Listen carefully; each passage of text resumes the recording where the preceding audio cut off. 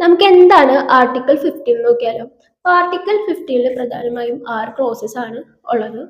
Article close 1 പറയുന്നത് വെച്ചാൽ മറ്റേ ഒരു സ്റ്റേറ്റും ഒരു സിറ്റിസനും ഡിസ്ക്രിമിനേറ്റ് ചെയ്യാൻ പാടില്ല. ഏതിന്റെ ബേസിസിൽ? Religion, class, sex, race, place of ബർത്തിന്റെ പേരിൽ ഒരു സ്റ്റേറ്റും സിറ്റിസനെ ഡിസ്ക്രിമിനേറ്റ് ചെയ്യാൻ പാടില്ല. അതാണ് ആർട്ടിക്കിൾ 15 ക്ലോസ് 1 എന്ന് പറയുന്നത്. ആർട്ടിക്കിൾ 15 ക്ലോസ് 2 എന്ന് പറയുന്നത് ഒരു സ്റ്റേറ്റും ഒരു സിറ്റിസനെ ഡിനൈ ചെയ്യാൻ പാടില്ല. Public wells, public toilets use ചെയ്യുന്നതിന്റെ പേരിൽ ഡിസ്ക്രിമിനേറ്റ് ചെയ്യാൻ പാടില്ല.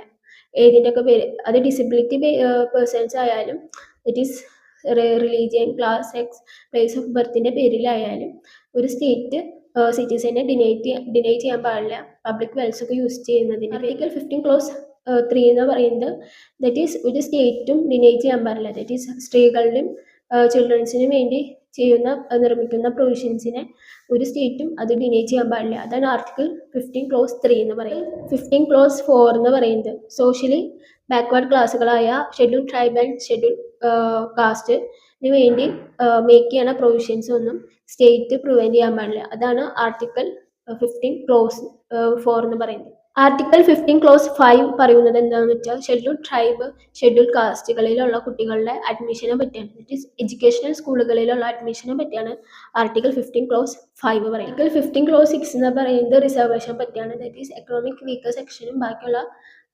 Schedule tribes and schedule minority സെക്ഷൻസിലുള്ള റിസർവേഷൻ അപ് ടു 10%.